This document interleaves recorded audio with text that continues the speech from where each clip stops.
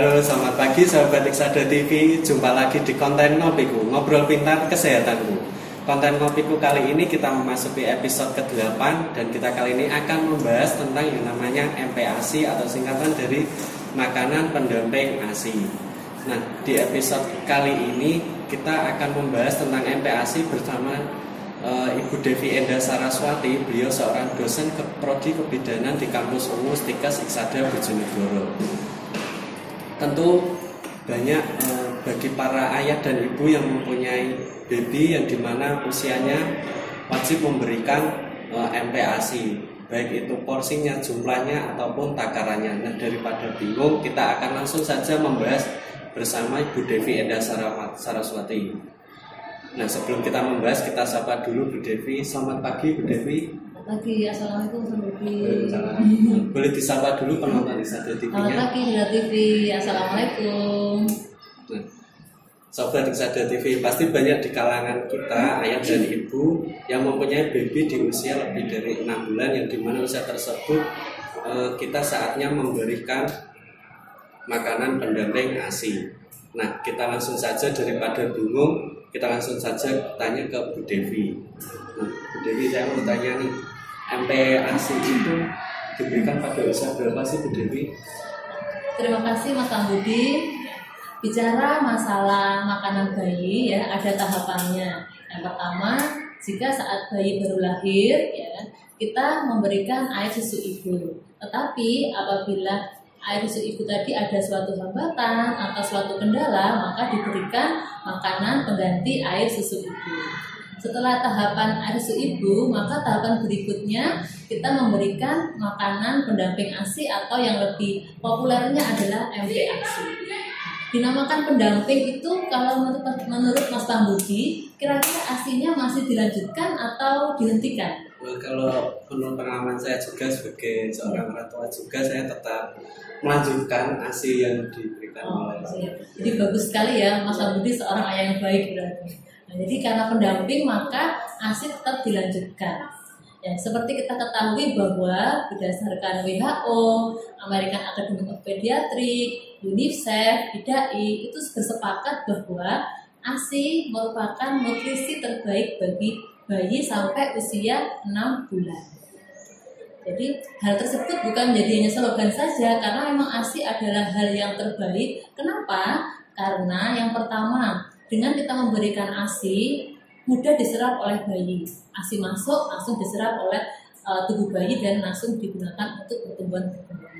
Yang kedua, dengan kita memberikan ASI maka usus bayi lebih cepat matang sehingga lebih siap untuk mencerna makanan. Dan yang ketiga, dengan memberikan ASI, ya kan, maka kita tidak perlu lagi menambah makanan tambahan lain atau menambah vitamin lain, ya kan? Karena ASI tadi sudah sangat sempurna dan sudah sangat mencukupi kebutuhan kita. Setelah kita ASI eksklusif 6 bulan, tahap berikutnya adalah memberikan makanan pendamping ASI. Apa itu makanan MPASI? Jadi MPASI adalah memberikan makanan baik berupa padat maupun cairan selain ASI bersamaan dengan ASI pada bayi usia lebih dari 6 bulan. Nah, lantas kenapa Bu Devi harus 6 bulan? Kenapa harus 6 bulan? Karena yang pertama, jadi pada saat usia 6 bulan tadi, ASI pada ibu sudah tidak lagi mencukupi gizinya untuk pertumbuhan bayi, sehingga perlu adanya tambahan makanan dari luar.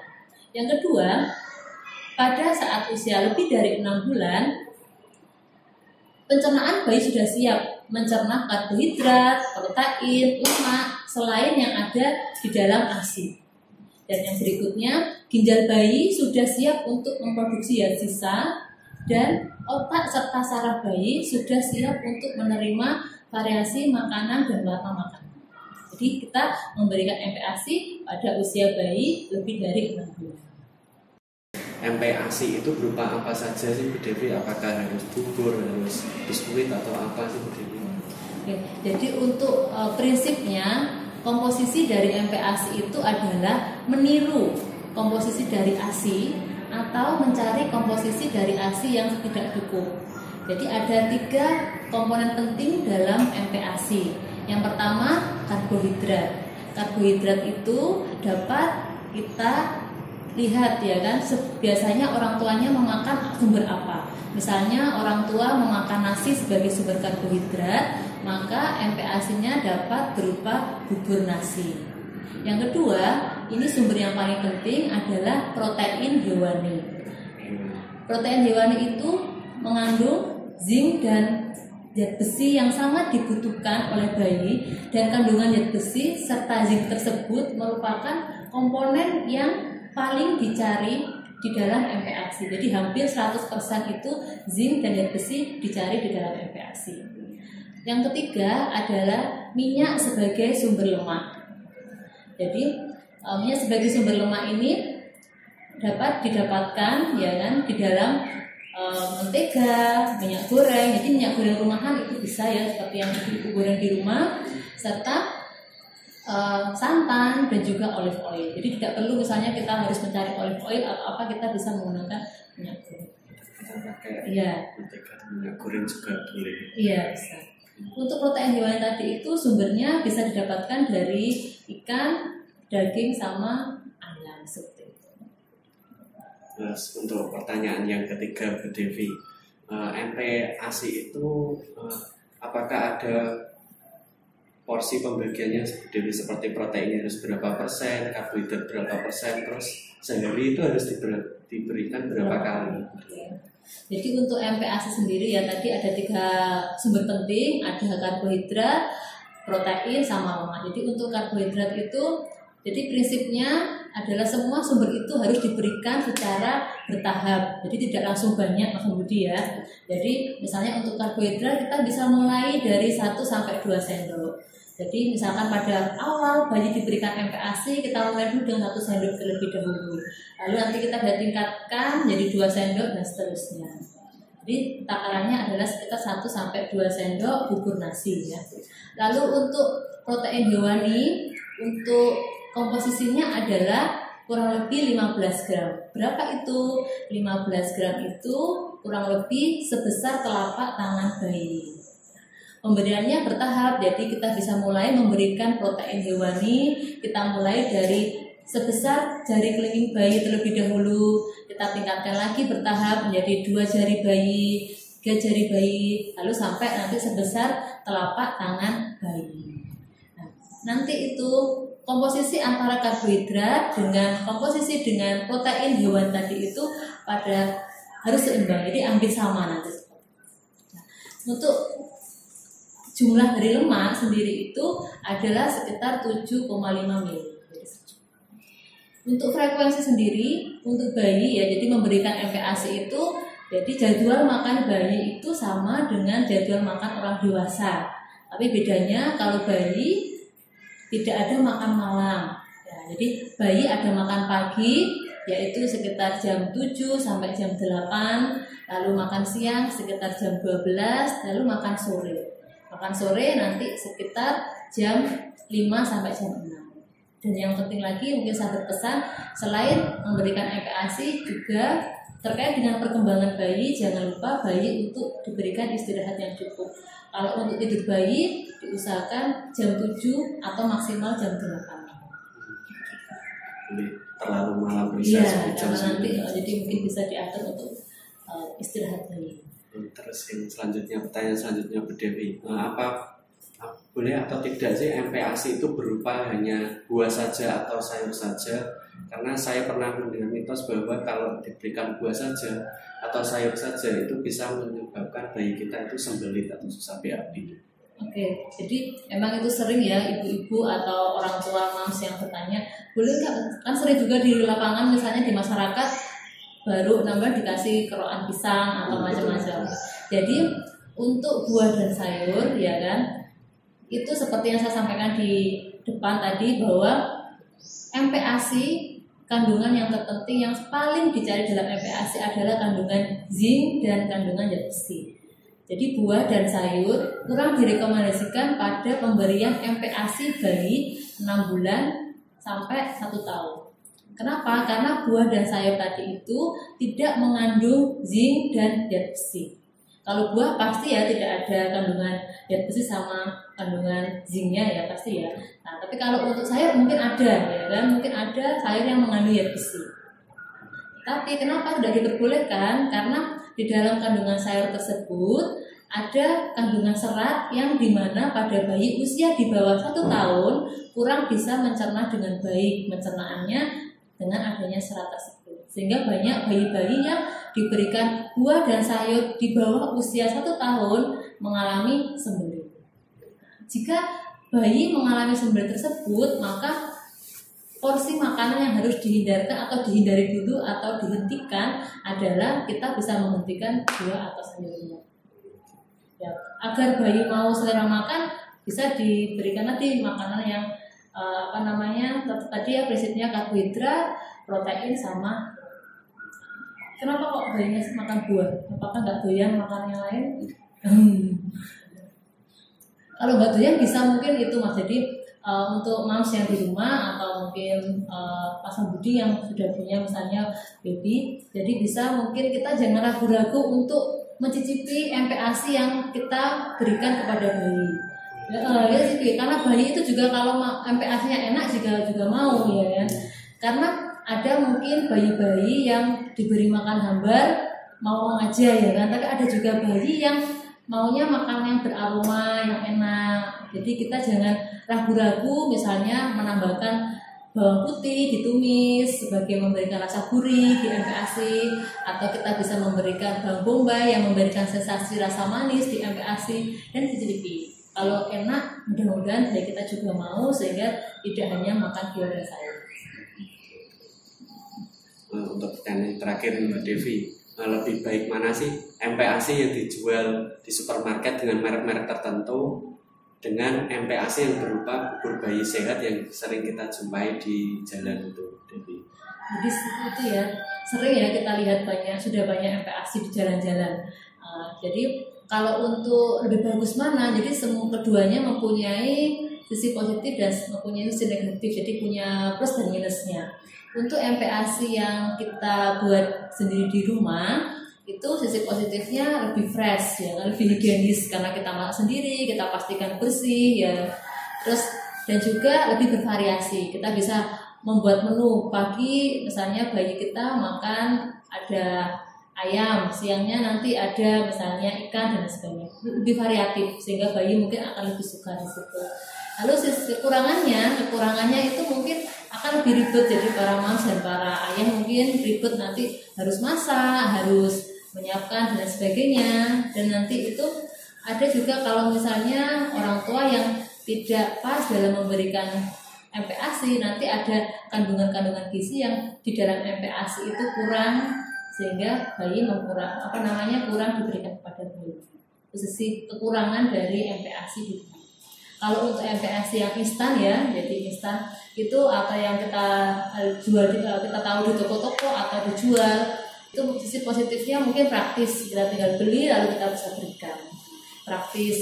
Dan kelebihan lain di dalam MPASI yang mungkin instan itu sudah jelas ada takaran gizinya, misalnya zinc berapa, besi berapa, karbohidratnya berapa, ada label gizinya di situ. Kalau kekurangannya, jadi di situ biasanya MPASI yang dijual instan tadi itu rasanya cenderung sama ya, dan kurang fresh. Jadi untuk para moms ya, keduanya itu mempunyai kekurangan dan kelebihan masing-masing, sehingga tidak bisa. Jadi mungkin kalau tidak baik juga kita misalnya MPASI instan, kalau misalnya kita mau buat sendiri dengan gizi yang bagus juga lebih bagus. Demikian Sahabat Iksada TV penjelasan dari Bu Devi. Nah, kesimpulan dari video ini memang MPASI lebih baik diberikan di usia bayi di atas 6 bulan, karena memang di usia 6 bulan ASI yang diproduksi oleh si ibu tidak lagi mensupport kebutuhan nutrisi yang dibutuhkan oleh si bayi. Nah, kemudian berapa porsinya tadi sudah dijelaskan oleh Bu Devi, 1 hari 3 kali, yaitu pagi, siang, dan sore.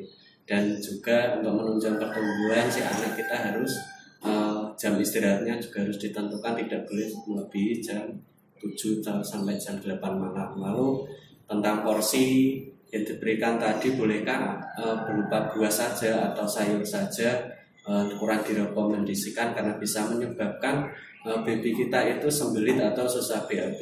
Dan yang terakhir, simpulannya boleh tidak itu baik mana sih MPASI yang dijual di supermarket dengan merek tertentu atau MPASI berupa bubur bayi sehat yang dijual di pinggir jalan, karena ya keduanya sama-sama baiknya karena memiliki sisi positif dan negatifnya masing-masing.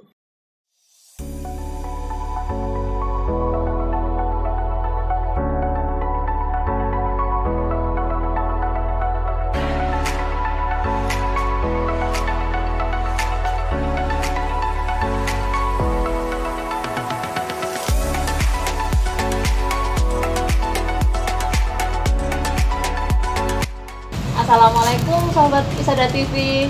Pagi ini kita akan mempraktekkan cara membuat MPASI pada bayi usia 6 bulan. Prinsipnya, pada pembuatan MPASI ada 3 bahan penting dalam MPASI. Yang pertama adalah karbohidrat, kedua adalah protein hewani, dan yang ketiga adalah lemak sebagai sumber minyak ya. Jadi pertama ini kita untuk karbohidrat kita menggunakan beras, nanti kita akan membuat bubur nasi. Untuk protein hewani pagi ini kita akan menggunakan hati ayam, jadi bisa menggunakan hati ayam, bisa menggunakan daging ataupun ikan. Lalu untuk sumber lemaknya kita menggunakan minyak goreng, nanti kita gunakan untuk menumis hati ayam, dan kita gunakan juga bawang putih untuk menambah aroma gurih pada masakan. Harapannya dengan masakan yang kita buat enak, bayi kita dapat memakan MPASI kita dengan lahap dan perkembangan menjadi sangat baik.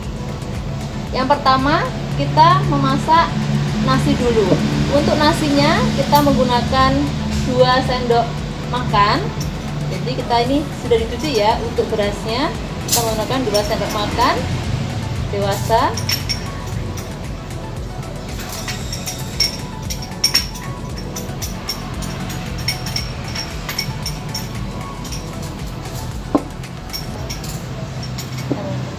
Lalu kita berikan air, secukupnya.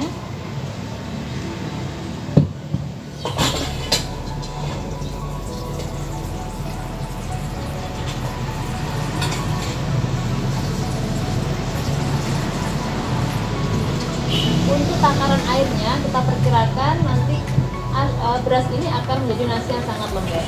Jadi kita bisa lebihkan saat seperti kita membuat nasi.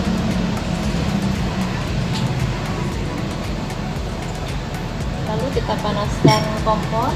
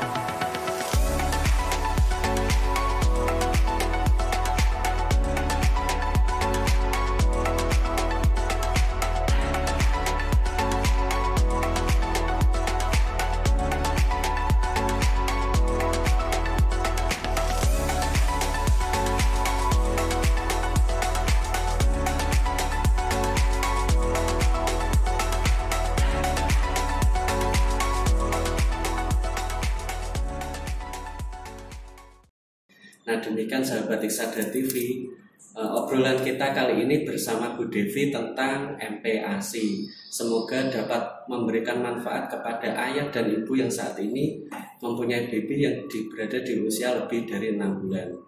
Jangan lupa like, komen, dan subscribe channel Iksada TV, dan jangan lupa main-main di sosial media kami di Instagram official Iksada TV.